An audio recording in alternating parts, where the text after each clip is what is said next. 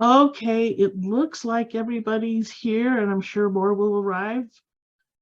This is Catherine Lambrecht. Our program today, these are like really good friends in one respect, especially like Monica. I have to thank you for getting me into the internet world of food, because it was that article on the 24-hour-a-thon that you did 20 some years ago that introduced me to Chowhound and all those good things. And I spent weeks reading those things before I asked my first question, and it was related to Uncle Remus. And guess who answered it? It was Peter Engler. It's like kismet. And David Hammond, we've been buddies forever, it feels like. We've also done interesting projects. One was the raccoon project, in the sense that he put out the titillating question, how to eat, or would you eat the raccoons that were raiding your garbage, right? What happened there was I had posted on Chowhound that a neighbor of mine was capturing raccoons, and I wondered if anyone could butcher the raccoons so we could have a raccoon barbecue, which led to a dinner at Moto where Amaro Cantu made a roadkill raccoon, I think it was. Yes. Remember that? Yeah, that was awesome. And our other adventure was our willingness to cook and eat cicadas. Right. Right. Oh, I know. There's all sorts of history tonight in many funny ways.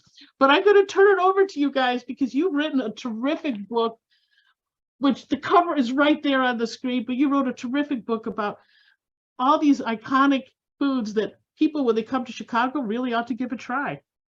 I agree. Thanks so much. Should we show our faces for a second? Your faces are being shown right now. Oh, okay, great. And or would you like to be side by side? Yeah. Oh, like, how does this? Sorry for my ignorance on this. So I'll share my screen and show you guys all the pictures of these things. But welcome and thanks for coming out, and thanks, Kathy, for having us. Dave and I started this book 3 years ago? Yeah, maybe a little more, Monica. Yeah, we lost some time with the pandemic and supply chain issues. Yeah, right. It started because for my jobs at the Tribune and WBEZ in Curious City, I had been often asked to do stories about the origins of certain Chicago foods.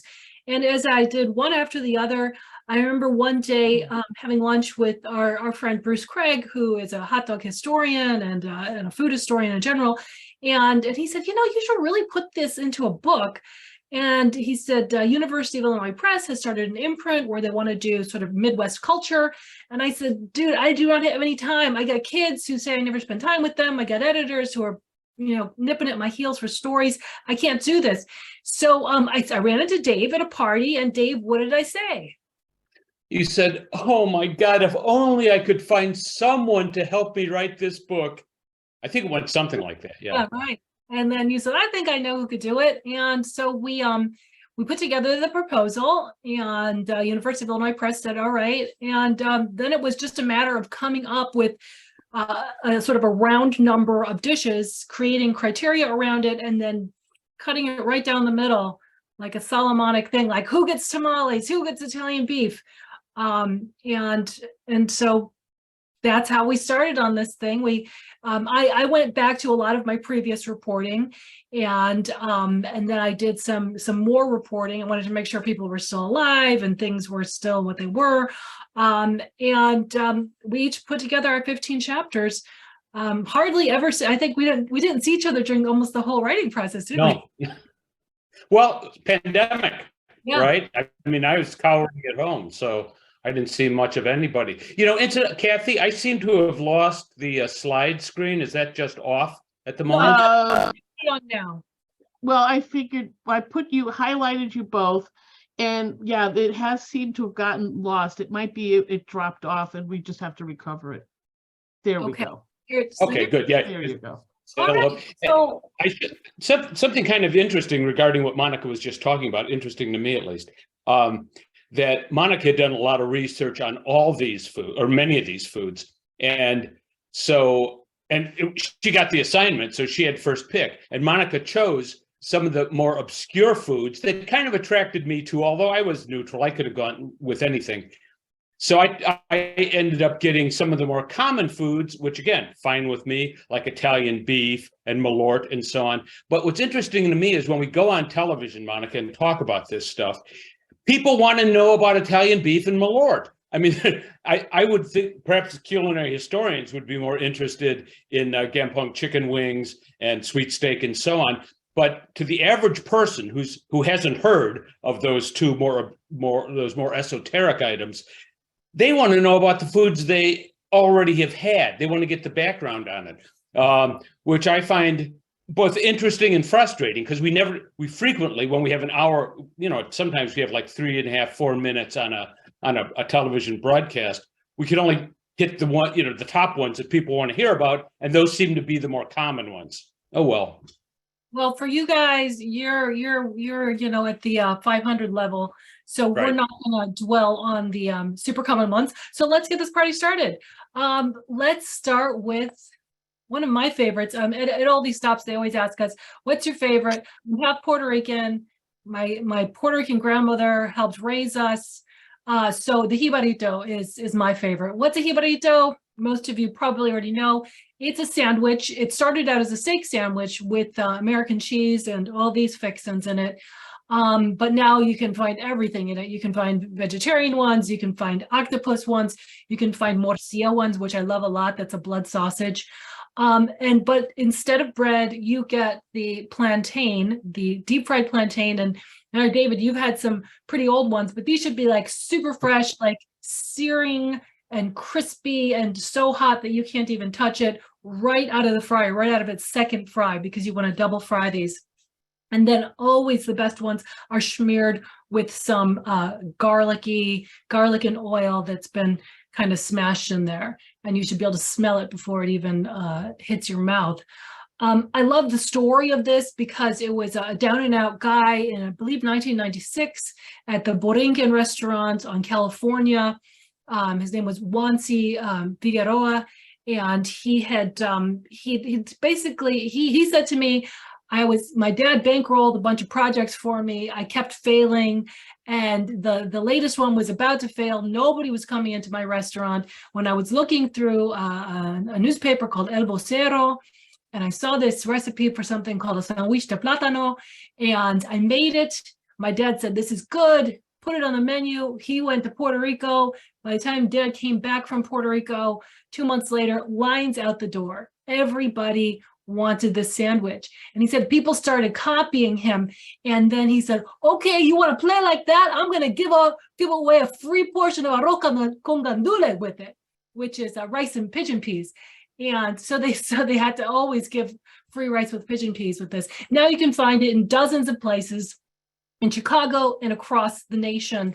The Jibarito, which means little hillbilly, is my favorite Chicago invented treat. Let's move on to another. And I would just like to, one point, Monica, you had mentioned my less than favorable experience. One of the times I went to get the Jibarito, it was because the planks of fried plantain maybe they'd been sitting around a little too long, so they got hard. So I vowed after that I would always ask to have the plantains freshly cooked, or make sure they were freshly cooked before. Tons of turnover, so that they're like making Jibaritos y más, like they cannot stop making them. So all right, let's go on to this next one. What the heck is this? Well, this is two funny photos. The one on your left of screen is Fat Johnny's, which is a little shack on the far south side in Marquette Park.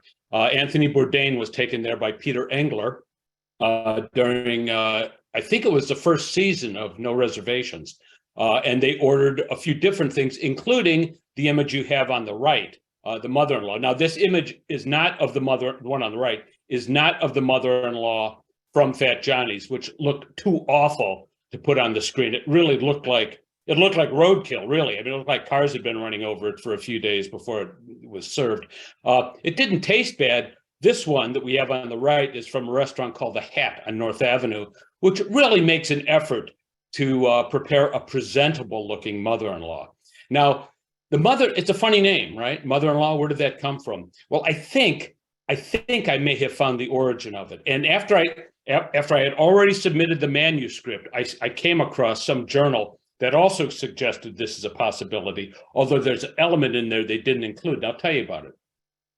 Whenever I go to Mexico City, I go to the Witches Market, which is a part of the Mercado de Sonora, which is a gigantic, I mean, it's unbelievably large market. I mean, it goes on for block after block, maybe a mile and a half in either direction.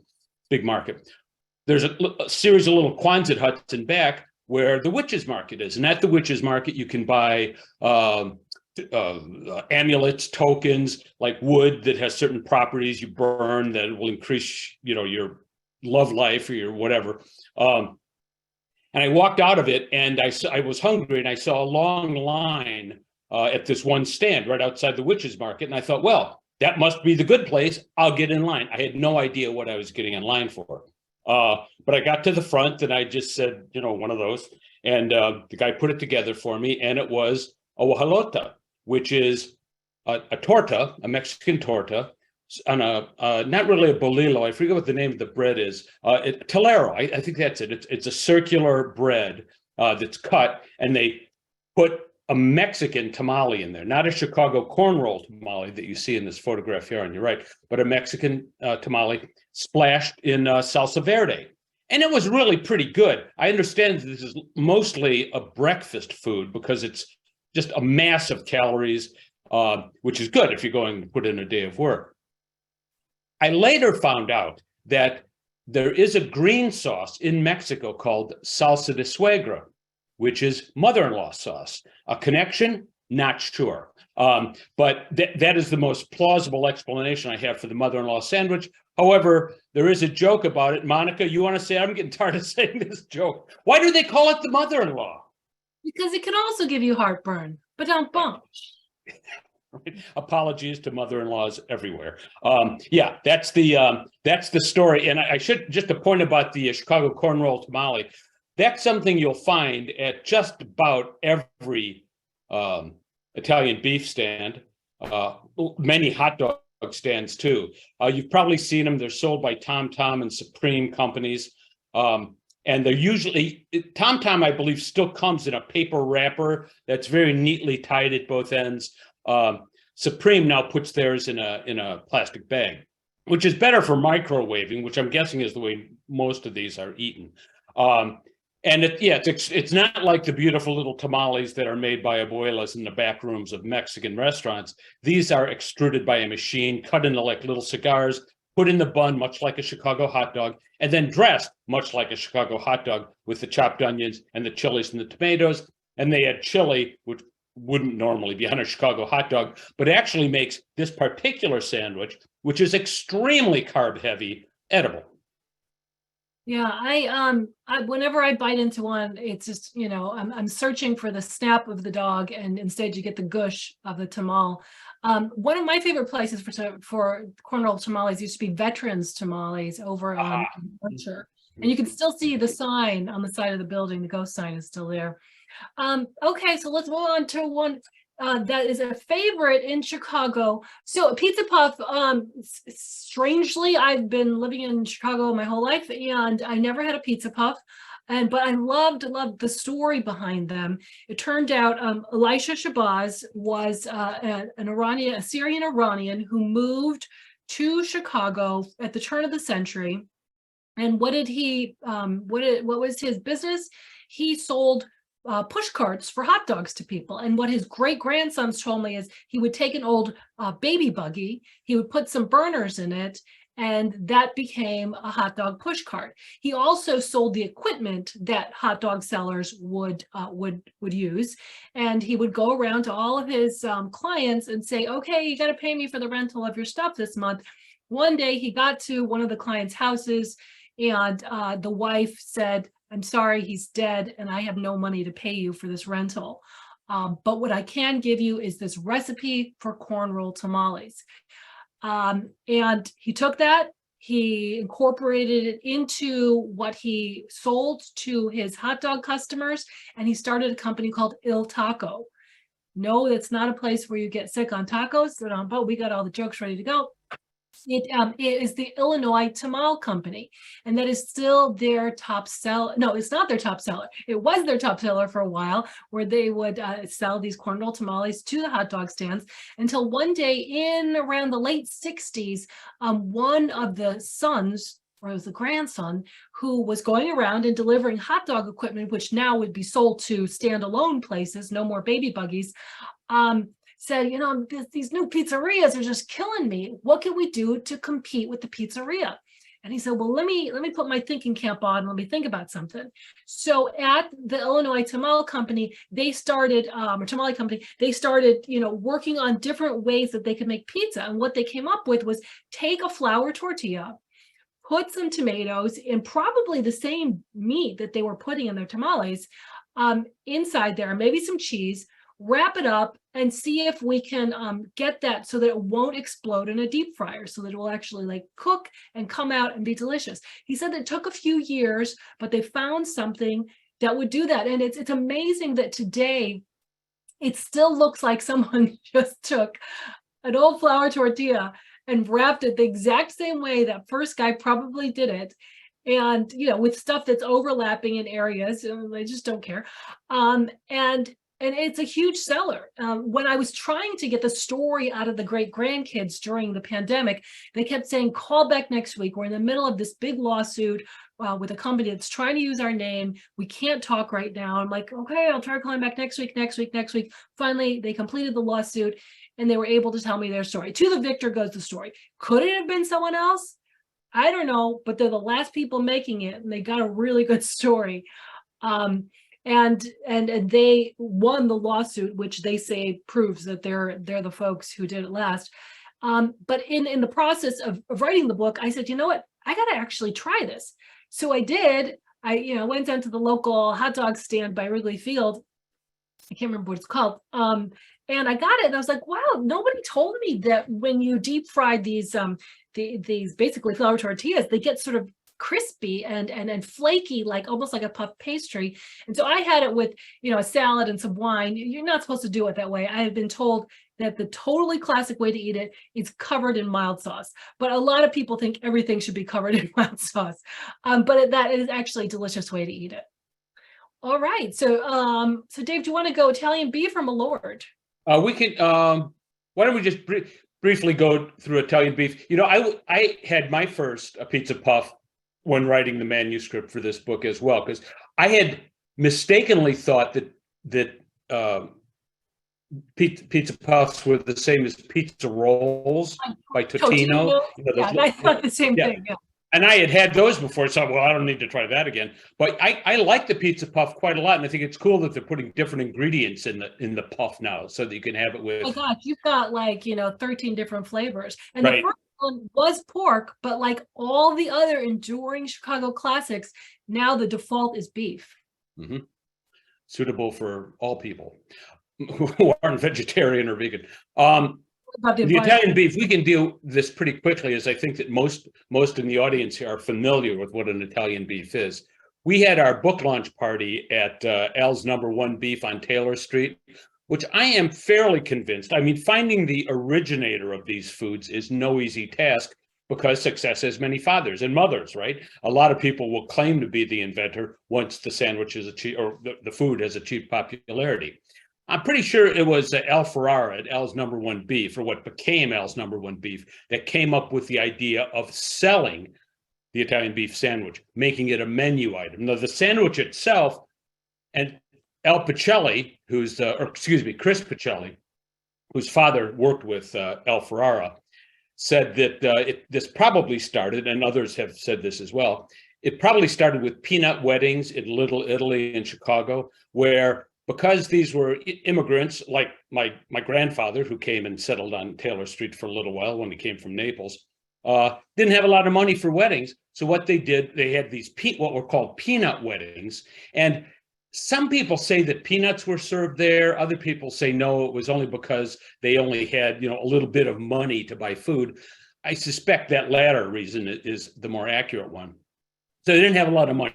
What did they do? They had a big piece of beef. They had some bread, sliced the beef really thin, put it in the bread, put a bunch of gravy on it, which incidentally probably increased the weight of that sandwich by 2 or 3 times, literally. I mean, it just becomes much heavier when you put gravy on it, or jus, if you call it that. And they served it. And this guy, Al Ferrara, started selling beeves as a front for a gambling operation. Chris Pacelli said that it was his father who started working for Al. And Al was, as Chris Pacelli said, he did this, that, went to jail for a little while, came out, wanted to start a business. He had some buddies who Chris Pacelli referred to as half-assed mafia guys, who wanted to gamble. That was something they wanted, that was their pastime.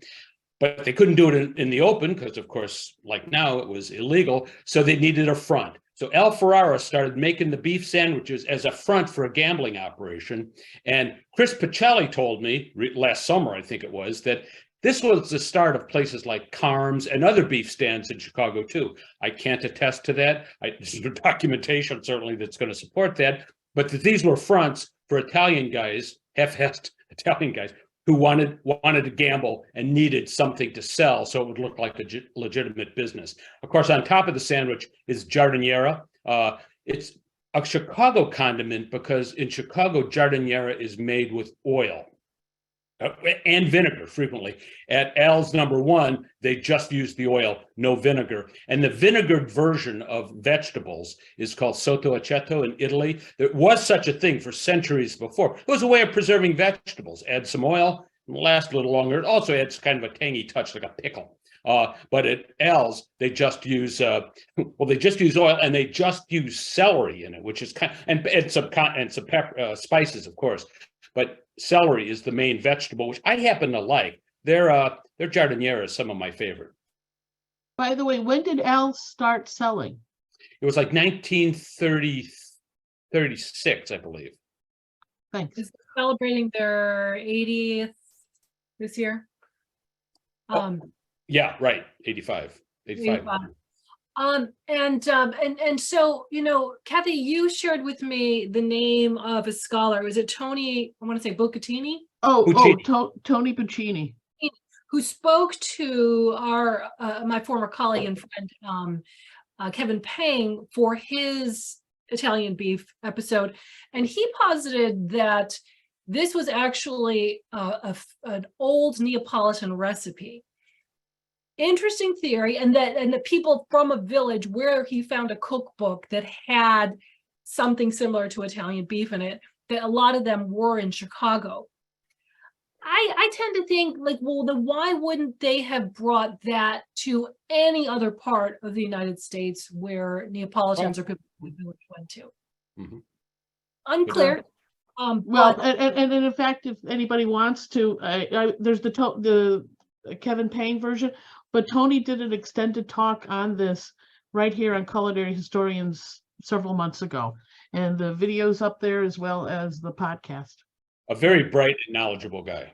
Yeah, so I mean, it could have had many fathers, but I love all these stories. I love the mobster story that, hey, it was a front for a bookie operation, but we made so much money on this and we didn't want to go to jail, so we kept the sandwiches, we got rid of the bookie.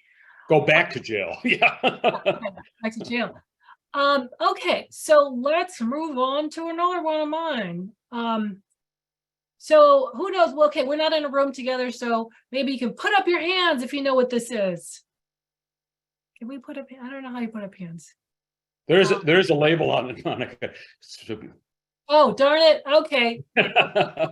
Okay, so this is the Akutagawa. You put the pronunciation on Akutagawa. So there's a guy named George Akutagawa who used to go into a joint called Hamburger King. Some people call it Chester's because a guy called Chester bought it after the Sato family.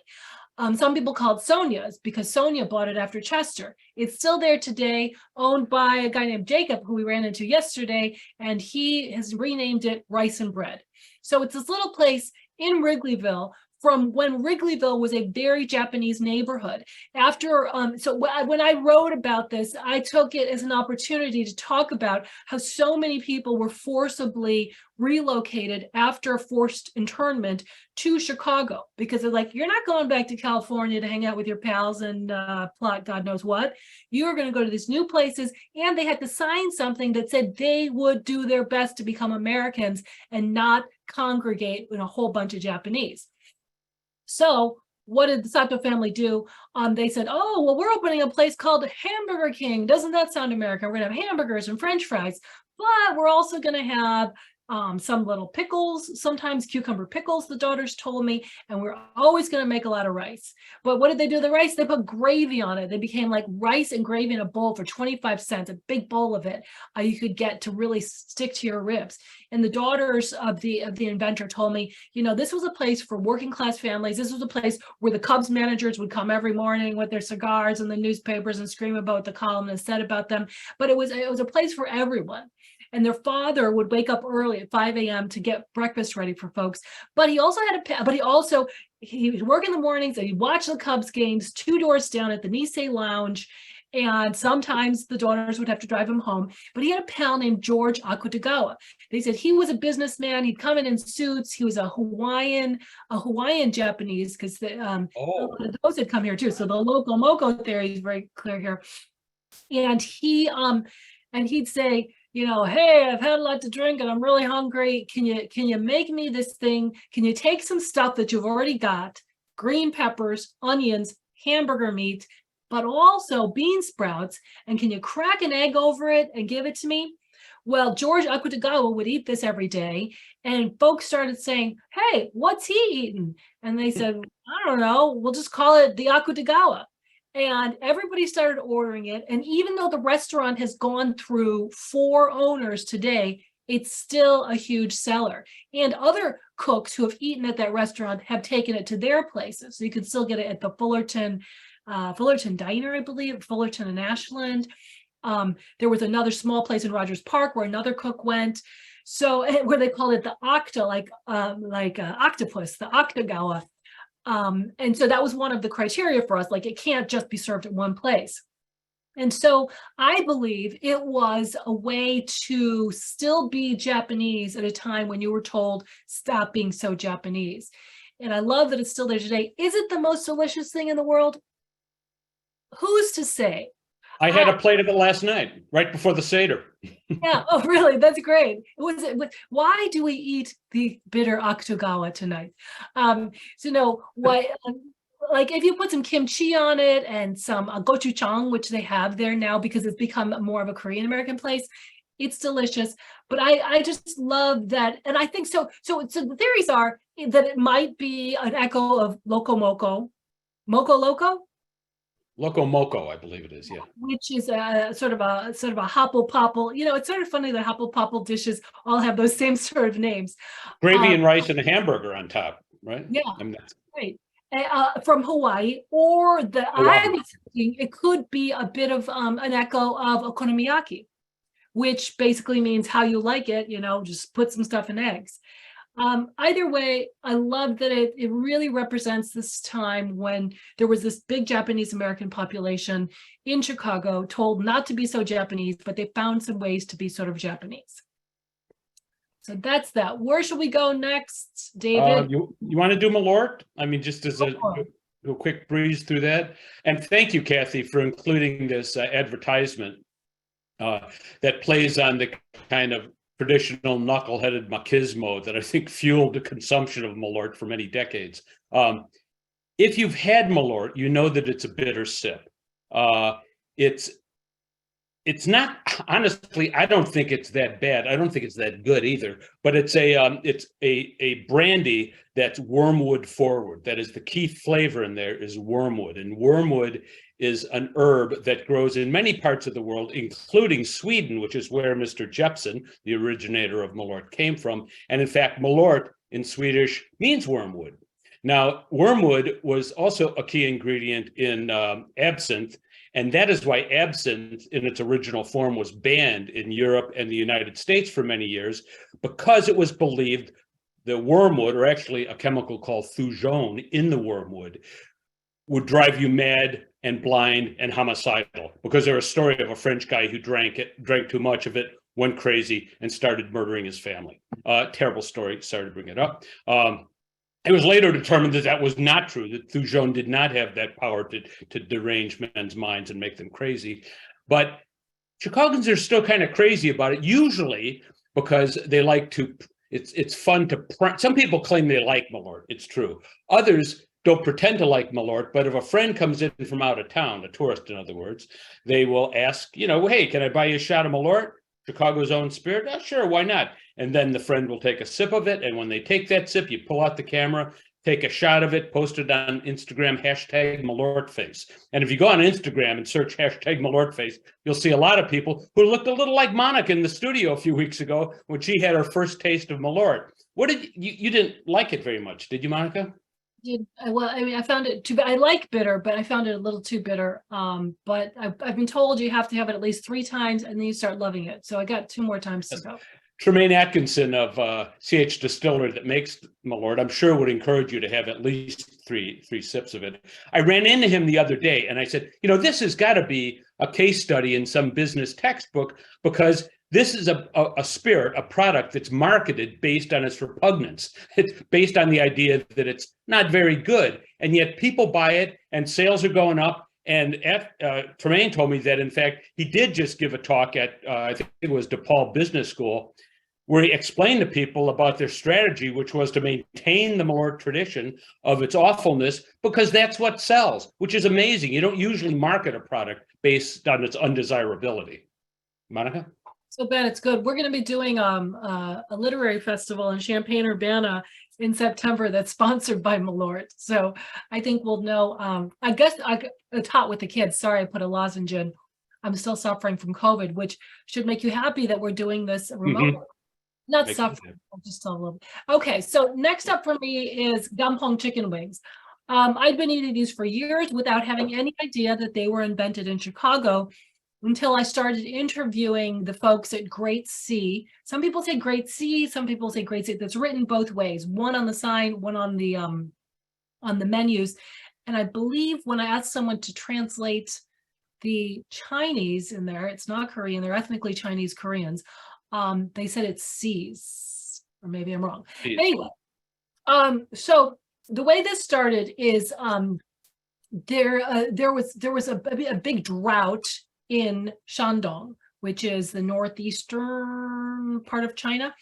And so a lot of people moved to Korea. A lot of Chinese moved to Korea. They didn't have a lot of job possibilities, so many of them opened restaurants. And that developed something you find in a lot of countries, which is Chinese cuisine adapted for that particular nation. You've got Chinese American food, you've got Chinese Mexican food. I just saw a thing on PBS about that over the weekend. You get Chinese Cuban food. This was Chinese Korean food. So Chinese Korean food would often be spicier. They would end up using gochugaru, which is the like the big bags of cayenne pepper. So they would take like a soup called jampong, and that would be like a noodle soup in China, but it's red when it goes into Chinese Korean restaurants because they put a bunch of gochugaru on there. So this was a dish that actually meant 8-piece chicken, gampong-gi. And you take a whole chicken, you chop it up, you cook it with garlic and peppers. It was a pretty popular dish. But in the late 70s and early 80s, when a lot of Koreans, but also ethnically Chinese Koreans, moved to the United States, they brought this part of their culture with them. And suddenly you saw all these restaurants opening up near Korean American communities that had the word Manchurian or Peking or Beijing in their names. And you're like, that's weird. Or Mandarin. And you'd say like, okay, they seem like Chinese restaurants, but they also sometimes will serve me the turnip kimchi. Sometimes they'll also have, why can't I remember the name of the word? The yellow pickles. There are 2 different words for them. Both of them are escaping me right now. And a lot of Koreans go in there. You're like, what is happening here? These were ethnically Chinese Koreans who had moved into these restaurants. So Great Beijing, VIP on Montrose, Great C's, and Peking Mandarin. So Peking Mandarin and Great Seas were about 4 blocks from each other on Lawrence, separated by Kimball. And according to the owner of Great Beijing on Peterson, his uncle over at Peking Mandarin was like, you know what? These crazy Americans, when I go to the butcher, they want to charge me all this money for chicken breasts, but they're practically throwing away the wings. What is up with that? We Asians, we love the wings. Why are they throwing away the wings? You know what? I need to save some money. So I'm buying all wings for like a penny a wing. And I'm going to make this dish that we would normally make with 8 pieces of chicken with just wings. He started it. He has, you'll notice this sauce is sort of clear and red. His is more like ketchup, more like barbecue sauce. He started making those wings and then covering it in a sauce that was a little saucier, probably made with gochugaru, over, and the restaurant's still there at this old diner that he took over and turned into Peking Mandarin restaurant. And then this guy down the way in the family, I can't remember what their last name is, but you guys probably know it. They said, wow, he is doing a bang up business with these wings, but they're super messy to eat. So why don't we, okay. They said, why don't we take them, at least this is what the daughters tell me. And so it was Sing, his uncle Cao Sing Sang, who made them at Peking Mandarin. But then the Tiao family, they said, let's take them, let's make this sauce a little more like sweet and sour sauce, and let's French these things so that they're easier to eat. That took off like crazy too. And then now you find them all over the country where it's just done with wings. It's sold in Korean restaurants and especially ethnically Chinese Korean restaurants. And you know, the rest is history. They're delicious. I love them. And they're Chicago. So David, what should we talk about next? Let's go down to the simple Maxwell Street Polish down there. All right.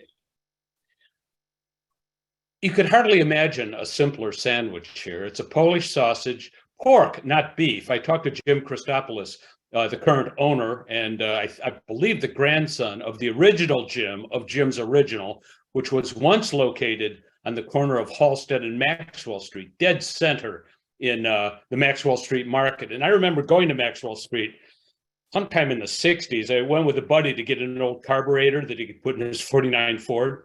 And we did find the carburetor, amazingly enough. But I remember standing across the street from Jim's and thinking how wonderful it smelled. Mostly, I think, because of the onions that are sitting on the griddle all day long, kind of bubbling along in the fat rendered from the sausage, which, as I mentioned, is a pork sausage, not beef. There was, as we do have all beef versions. They do have all beef versions that they sell there. They do. And what Jim Christopoulos said was, he serves it because he has to. I mean, some people don't want to eat pork, totally understandable. He thought that the beef version tasted too much like a hot dog to him. So he prefers, in fact, he said when he was younger, he used to have a double of these, like two sausages in one bun. It was still with the onions, just as traditionally was done on Maxwell Street, and sport peppers, which they cure on site at Jim's Original, which is now located overlooking the expressway. It's about a mile or so from the original Jim's Original. Union. Pardon me? On Union. On Union, thank you.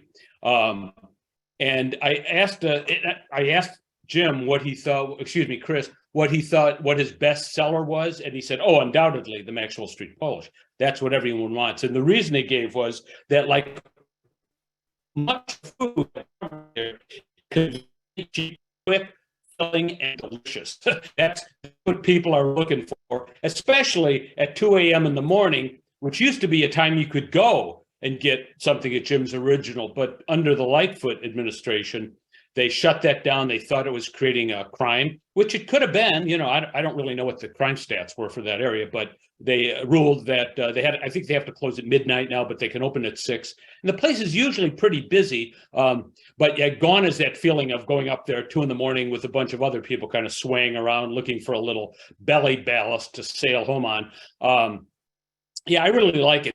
why is it what makes it uniquely Chicago? Well, it's called a Maxwell Street Polish, which is maybe a lame reason for designating uniquely Chicago. But Maxwell Street is, of course, in Chicago, and the Maxwell Street Polish was born on Maxwell Street, probably because, or one reason could be because Maxwell Street was close to the Union Stockyard, so it was conveniently located for getting meat scraps, turning them into sausage, and selling them to hungry working people.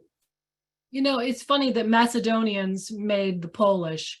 I was recently in Marseille visiting my son, and I was on a train, and I met a guy from Poland, and he said, "Oh, what is the food like in Chicago?" And I said, "Well, and I didn't know if it would offend him. I said, one of our most famous dishes we just call a Polish." And he kind of looked at me and he said, "Yes, I've heard about it. And I've heard it doesn't compare to Polish sausage." I'm like, yeah, look, I don't know. And people from out of town, when we say, "Well, I'll have 2 Polishes," they're like, "What did you just say?" And we just don't realize how weird it sounds. How common it is to call it a Polish. Yeah. Like Whacker Drive. People like laugh. Okay, so let's go to this next one. So you might think you know everything there is to know about gyros or gyro or gyro or gyros. You can say it either way. South side, it's definitely gyro. It's a funny aside. I was interviewing all of the mayoral candidates, and I said to them, Cub socks, blah blah blah. And when I said, "Do you say gyro or do you say gyros or gyros?" And Sophia King said, "Oh, I say gyros."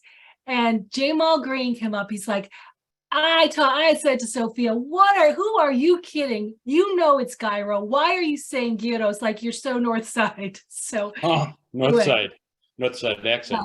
Total north side. If you're like truly south side, it's gyro and gyro sauce only. Anyway, so no matter what you call it, it is spit roasted meat that in Chicago most of the time is a uniform cone of meat that is our innovation. In Greece, some of you probably know, but gyros is a pork dish. It is it's stacked whole muscle meat on a spit, much like pastor. But in Chicago, I talked to, so there are many fathers of this. Lots of people claim they're the ones who invented the Chicago style gyros.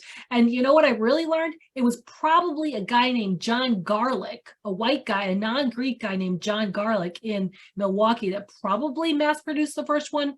But he ended up disappearing. I think he was a Cadillac salesman. And then he ended up opening up a restaurant. I don't know if any of you have ever been to Milwaukee's restaurant where they had live dolphin shows inside the restaurant. Anyway, but I digress.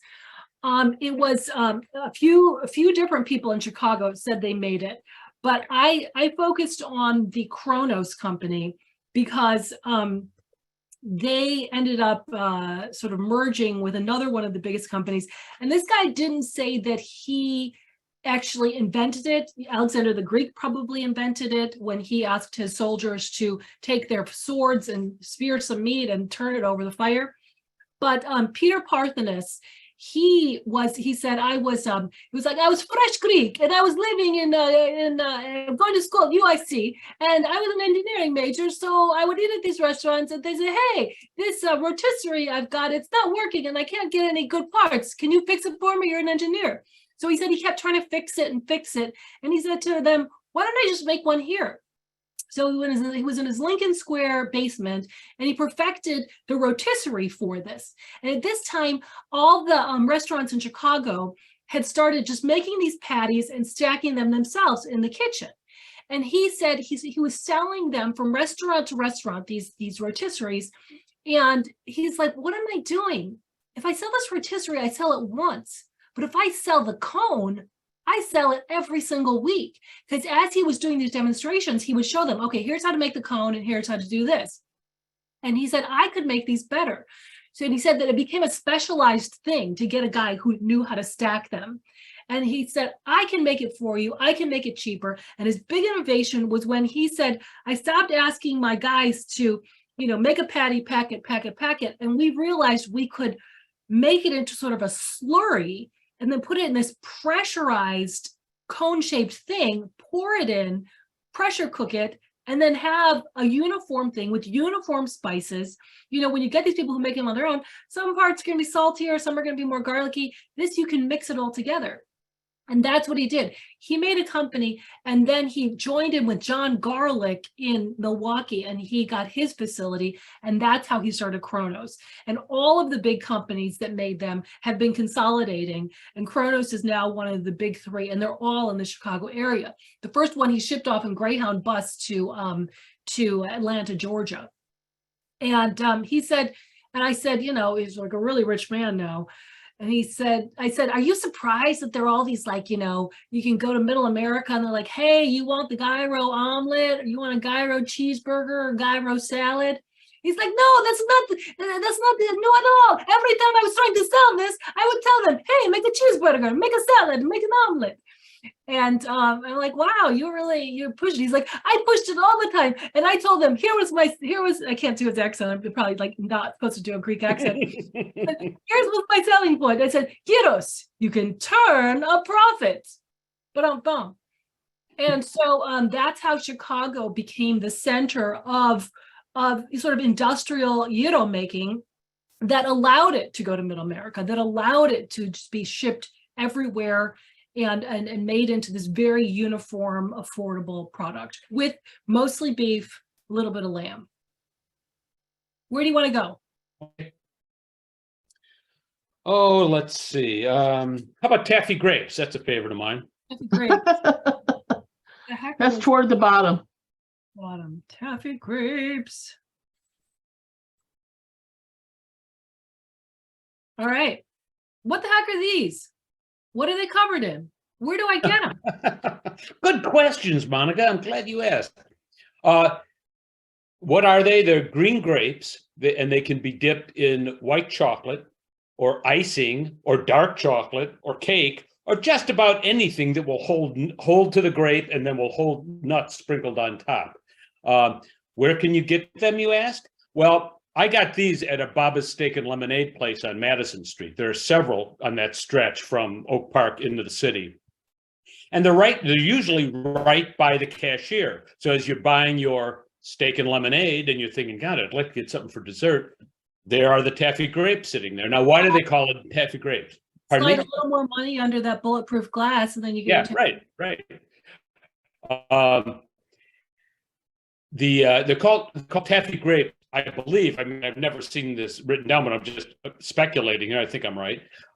Just like taffy apples, these are a fresh fruit covered in like a candy coating with nuts on top, just like Chicago's Affy apples. We've made these at home. A couple of weeks ago, we made a few dozen. And they can only be made by hand. I don't think there's a machine yet devised that can make Taffy Grapes, because you have to dip each grape into the chocolate, the icing, whatever you're using, sprinkle nuts, and then set it on like a cooling tray and let the icing harden. I think they're just fantastic. They give the illusion of having a healthy snack after eating a sweet steak or a basket of Harold's fried chicken. I think they're very good. I didn't know anything about Taffy Grapes before we started writing the book, and I bought them several times. And now that I know I can make them at home, that's what we do. Okay, let's do a lightning answer these questions. So someone wanted to see the table of contents. I'm not like, this is so primitive. Oh, here, you can't really see it actually. But I can. Kathy has a listing at the beginning, doesn't she? I did have that list. It was like one of the first slides that showed most of the items. Here we go. Right there. All right. That's only missing the first 5 items. Okay, I'd love to know who's eaten all of these. You can like put in the thing. I've eaten them. Okay, so answer some of these questions. Please show the table of contents. Shrimp de Jong, I've heard that it is a Chicago invention. Is that true? And if so, by whom? Dave, you want to take that? Let's do 15-second answers. These were the de Jong brothers at the turn of the century were the first people to put shrimp de Jong on the menu. They were Belgian brothers who served this at the Columbian Exposition of 1893, and it was a hit. So they started de Jong's restaurant, which was right across from the Palmer House Okay. And yeah. And so, but we should have a disclaimer. The recipe in here probably should not say 17 cups of breadcrumbs. Maybe like 1 cup of breadcrumbs. Well, oh no, what I put in the book was what is believed to be the original DeJong brothers recipe for shrimp DeJong, which, as Monica points out, has a stunning amount of breadcrumbs, not just breadcrumbs, but like 2 sticks of butter, a stick of margarine, 14 cups of breadcrumbs for like 10 shrimp or something like this. But that was the recipe that allegedly came from the son of the man who served shrimp DeJong at the chef who prepared shrimp DeJong at the DeJong restaurant. And it was printed in the Tribune, and that's my story, or their story, and I'm sticking with it. Okay, because they've had a test. Okay, I think, Kathy, at the next culinary historians meeting, you should make the recipe as stated to see how it turns out. Okay. Oh, don't invite me. Yeah. Jason Heim, have you heard that Lakeview in the 19th century was a big celery growing region, hence celery salt on Chicago style hot dogs? That's exactly the supposition that I put in the book. That came from hot dog scholar Bruce Craig. Yes, because of our sandy soil in Chicago, we were an ideal spot to grow celery. Celery was a huge craze around the turn of the century. We made a lot of money. We had the railroads to send it out to all parts. Kalamazoo ate our bacon on it. Is that the word? They stole our lunch on it. They became ate our lunch, I think is the our lunch, right? Bacon. And now Florida and I believe Texas are the big celery growing regions, but we were that at the time. And some people think, yeah, that's why it's in the Dardanelles too. So by the way, that same area was also a big cabbage growing region. Oh, wasn't there a town called Cabbage Town, or am I thinking of it? Yes. Okay. But that same area. I've heard the Yodos machine was engineered and invented as a vertical roaster spit in Chicago, and he now lives in Inverness. That's probably Peter Parthenos. Yep. Marty, all we need is mental therapy. I should try Portillo's and Niles when you come to visit. Okay, that's probably not a question. Love Yodos. You rock. Polish at Portillo's today. Such a great book project. Thanks. Peter, thank you. I forgot about Pietro Uno. Kathy, are you seeing regarding the origins of deep dish pizza? What did you discover? Perhaps if we had a document showing Pizza Uno's original owner and a contemporaneous newspaper article describing that owner. Oh, Peter Regas. Do you want to pop Oh, yeah. Can we unmute Peter for him to give us a brief? Yeah. I'll ask him to unmute. Just okay.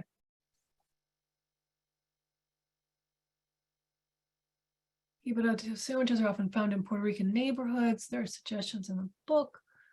I live within walking distance. Support your local cardiologist. Yes, these are often very not so healthy dishes. Well, high calorie, and I think a lot of these were made for working people. People who want to grab something at lunchtime and then go back to manual sort of work, not sit at a desk all day like we do. No, I mean, but also a lot of them are very, very sweet. And what we found is that actually sugar is terrible for your cardiovascular health.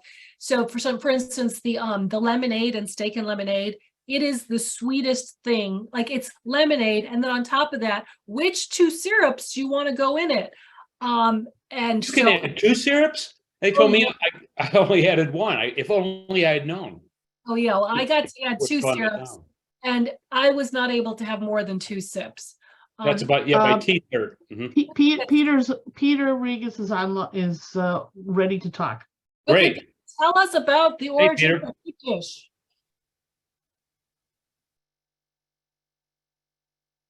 Well, while we're waiting, I got 3 colors. I got 3 syrups in my steak and lemonade.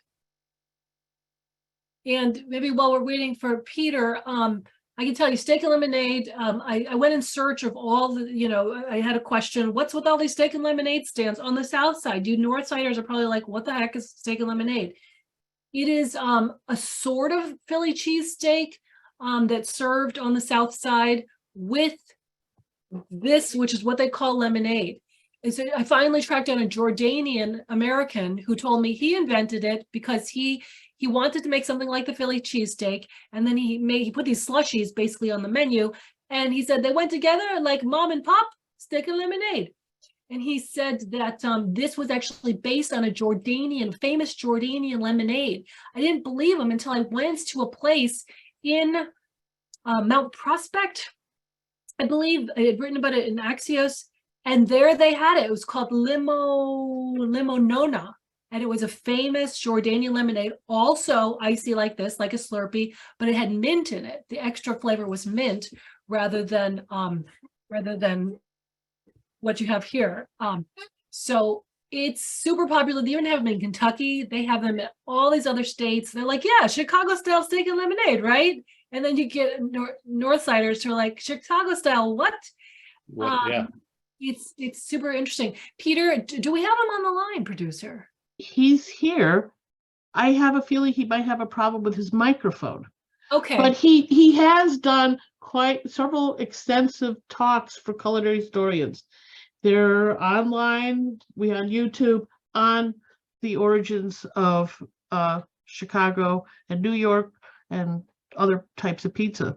So if we can't catch it, but Peter, do try to talk. By the way, there was somebody also interested in the gym shoe. Wanted to know what that was about. Right, and we've got a gym shoe. Is it the last one? No, these are in alphabetical order, so it's up. Oh, I see it. You went past it. Okay, It's 2 images. Okay, so what's the gym shoe? It's gyros. It's Italian beef and it's roast beef. At one point, it was served cold, and I think actually we have a cold and a hot version here. And most of the people who told me that they were first Palestinian Americans and Pakistani Americans said they were first introduced to it as a cold dish when they took over their submarine stand on the south side. You'll find a lot of submarine places on the south side that are owned by Pakistani, Jordanian, Egyptian, or Palestinian Americans. But they have modified it so that you take all these ingredients and they're not sliced like a hoagie, but they're chopped up into small bits and griddled until they've got these wonderful brown crispy edges. Then you pile them onto a toasted roll, and then you put on giardiniera, you put on gyro sauce. Do not say gyro sauce because no one will have any idea what you're talking about. Gyro sauce, and sometimes some cheese. And if you're super lucky and they have some time and they want to take a risk with their deep fryer, they will make you a super crispy gym shoe. That's what it's called, super crispy gym shoe. Peter Engler first told me about this. I didn't think it existed, but I finally found a place that would make it. And it sort of intersects with the Chicago style egg roll. They take all these ingredients, minus the lettuce, I think, roll it up in a giant flour tortilla, gingerly lower it into the fryer, and it comes out as a egg roll this big, and then they slice it, and it is the most delicious, most flavor-packed egg roll you've ever had in your life. it sounds like a chimichanga. Yeah, basically, it's a giant chimichanga full of gyros, roast beef, and Italian beef. And Monica, on the right there, is that Karachi style chopping? right. So I interviewed Abdul Wajid, and he said that this is, I said, how much would you say the modern day gym shoe is a testament and it was influenced by Karachi style cooking? I said, maybe 50%. He said 95%. I think that's what I have here. And because there is a cooking style in Karachi called katakat. In fact, you can go to your local South Asian store and you can get katakat spices. And it's called katakat because it sounds like this with 2 cleavers. The chop, and you can, and when you go to the restaurants, if it's a Pakistani one, you'll hear they're chopping up all these little bits on the griddle. In Pakistan, it would be hearts, brains, livers, and I can't remember what other it's our hearts, brains, and livers. But here it's gyros and roast beef and Italian beef. And but the same concept. And he says he puts katakat spices on his, and it's delicious. Why is it called a gym shoe? The same guy who invented steak and lemonade, he can sometimes stretch a story. He said, I invented it. And I said, really? When did you invent it? 2007. A guy comes through my drive-through late at night. He says, hey, man, I am high. Oh, he was high on weed. He was high on weed. He says, hey, man, I need something with 3 meats. He says, oh, what if I throw 3 meats at a gym shoe? Will you eat that? He says, sure, man. So I made him the gym shoe. And I said, that's a great story. And so I checked with Peter Engler, and he said there were sightings way before 2007. So turned out I really couldn't use that story, but I do love recounting it because it kind of shows that you're going to get a lot of people who tell you, hey, I'm the inventor. In fact, I was fooled with the big baby on that one. So Peter Regas, obviously audio not working, but he did put a response. He said, Ricardo was the sole owner when it originally opened in December 1943. Additionally, Ricardo's, yeah. Yep. Additionally, in an article in December 1943, Chicago Sun, it describes him training their pizza cook. There you go. Ricardo. And I found an article by my friend Paul Galloway where he interviewed Ike Sewell, who kind of cops to the exaggeration. I want to say in 70s or 80s. So a lot of people believe it was Ike Sewell who invented it, and he kind of like said he did. But in this article, it's like, okay, yeah, maybe it was, Rick Ricardo. All right, so let's see what other questions we have. Audio. There is a question. What is the Palmer House flavor in the rainbow cone? Mm-hmm. That is cherry and walnut, or cherry and pecan. That's right. I'm gonna check my book. And boy, does Lynn Sapp strenuously deny that it has anything to do with the Palmer House. It's almost as if the Palmer House came and said, hey, we think that you guys stole this from us. So what about the Palmer House? For many people, the Palmer House layer of the ice cream, including me, is the most delicious part. Why can't I remember? I believe it's cherry and pecan. But most Chicagoans assumed the flavor was connected to the famous downtown hotel that was opened in 1875. But Sapp says the flavor arrived with her grandfather when he showed up in Chicago from New York via Ohio and has nothing to do with the hotel.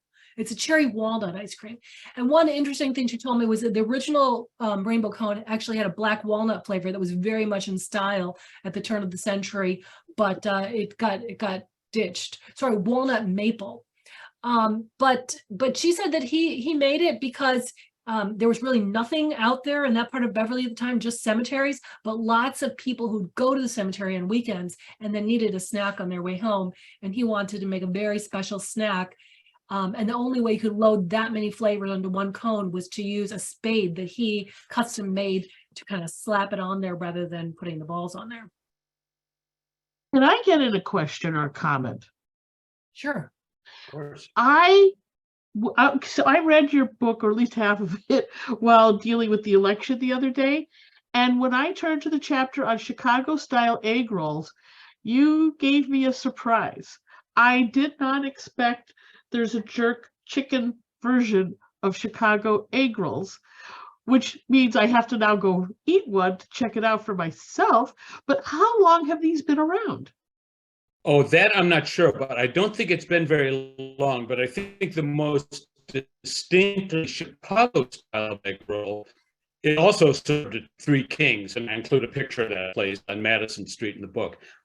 They do an Italian beef egg roll, which has to be the most distinctly Chicago style of egg rolls to put beef in there. I did not order that when I was there. I don't know if they put giardiniera in it or not. I kind of doubt it. But yeah, you could, I mean, an egg roll is kind of you can put anything in it that you care to. Ham and eggs, pizza stuffing, whatever. But by the way, the picture for that is the top one. Oh, yeah. Right now, if you want to just quickly show the facade, which was fascinating. And then I grabbed this off their website. But it's this wonderful idea that you can stick anything in that wrapper. Right. Nancy Moore, my old colleague at BZ, every time the pot roast egg rolls are on special at this place on the South Side that I keep meaning to go to, she's like, Monica, it's the pot roast egg roll day. So someone asks, when did I get COVID? I am not sure when I got it, but the first time I tested positive was on Saturday morning. I had a scratchy throat on Thursday, so I tested. totally negative. But then by Saturday morning, it was testing positive. Luckily, I feel fine, but it's not fun. So what other questions do I have? Well, You know what? I have a great idea. Why don't they go and buy the book? Yes. That is a marvelous idea, Kathy. Well, I don't want to start any Yes. panic, but we're really running out. We only printed 2,600, and the publisher said we are running out fast, so they've got to do a second printing. I think you can still order them on Amazon. You might still find them in stores. A friend went to Barnes and Noble; they were sold out. So Now, somebody here just asked why there weren't Vietnamese foods, but you had a criteria that you were working with.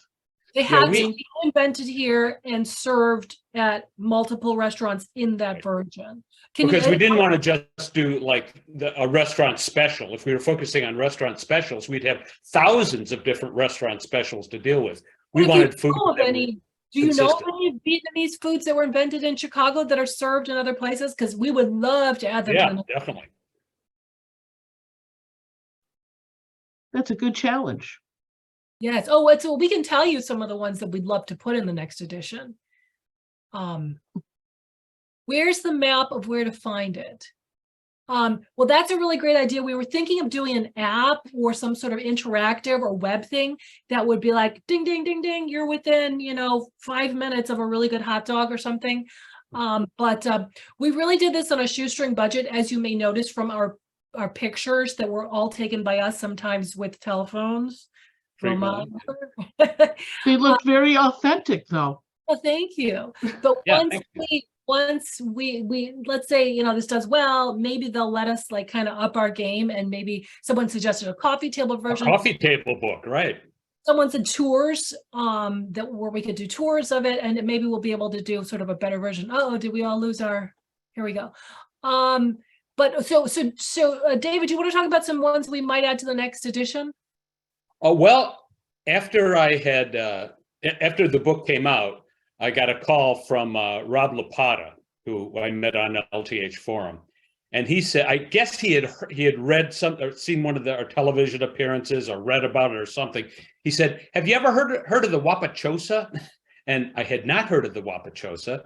I Googled around to see what I could find. I didn't find much, but Danny Shapiro, who is at Scofflaw and a few other places, was serving it for a while. And my understanding, based on what Rob Lapata told me, is that he had found that sandwich somewhere in Chicago and then duplicated it at Scofflaw. And what it is, it's a sandwich, it's in a bun, and it has things like chicken, just regular chicken, plus deviled eggs and fried green pickles. And this is such a classic. It's like the gym shoe. It's like a guy behind the counter. What do I have in front of me that I can combine together to make something completely new? It sounds like that's what the Wapachosa is. Now, I don't think Wapachosa. My Spanish isn't good enough to remember whether that's actually a word. But Wapa would mean a handsome woman, I believe. So Wapachosa is maybe like a pretty girl or something. I don't know, but yeah, it's called a Wapachosa. That would be one that we will have to investigate before we include it in the book. Son of Atomic Cake. So Louisa Chu took us to task. She said, "Why didn't you put Atomic Cake in there?" And actually, it's sold in many places around town, and I'd considered putting it in there. The Super Taco, which is a pita bread that's grilled, and then you put ground beef and then lettuce and tomato and gyro sauce on it. Brownie maybe. So if you guys have any ideas for other ones that we should yeah, definitely Hot link. Since you did the rib tips, hot links really belong. They're almost like sister and brother. Yeah, I mean, in our Axios newsletter, we have an area where we tell you all the other little stories that you should be reading that week or that day. It's called Tips and Hot Links. Yeah, I think it would be hard pressed. We can investigate it surely, but hard pressed to prove that was a Chicago original sausage, the hot link, in other words. I mean, they have them in a number of different states around in the union. So yeah. Yeah, I Not know. sure about that. That's okay. It was just a thought. Oh yeah, no, thoughts are good. I mean, that's worth investigation. For sure. Another big one we talked about was mild sauce, and we were going to go on WBEZ this Friday. I said, look, I got COVID, I can't go in there. But Natalie Moore, my old colleague who was going to interview us, she's like, oh, I want to talk about mild sauce. I quote her in it. I don't think she likes that I have attributed the birth of mild sauce to the West Side, because she's a South Sider, and there's a little tension there. But I say that a West Sider was the first to create a proprietary version. Uncle Remus. Yeah, Uncle Remus, and Gus Rickett, who started Uncle Remus, who came up here in the second wave of the Great Migration, had nowhere to live, and was able to start this business with a friend who he said was into illegal activities, and then his friend died, and he was able to do the whole business. He had Uncle Remus, and it wasn't called Uncle Remus. He had this great story in there that after the riots, after Martin Luther King's death, he went into a sign store. He went in to get a sign, and he'd found that there was a sign that said Uncle Remus. And the guy who had been thinking of getting it was like, I do not want that sign. I don't want anyone coming and telling me that I shouldn't have this sign. So he's like, I'll buy it. And that's how he got I'll name my store Uncle Remus. Yeah. So I think that might be it. And Penelope, thanks for coming out to Volumes. I'm really hoping I didn't get anyone sick there, but I swear I tested right before I got there, and so far so good. I've talked to a few people who were there, and they seem to be okay. I'm still fine. And I'm so glad, even though we screwed up on the date, we did the right method of approach using Zoom instead of a live library presentation, which would have had to get canceled or modified or God knows what, right? Yes. Yeah. Thank you much, everybody. Thank you, David. Thank you, talking, y'all. Monica. This was fun. This was great fun. Guys. All right. Good night, everybody. Yeah. Bye.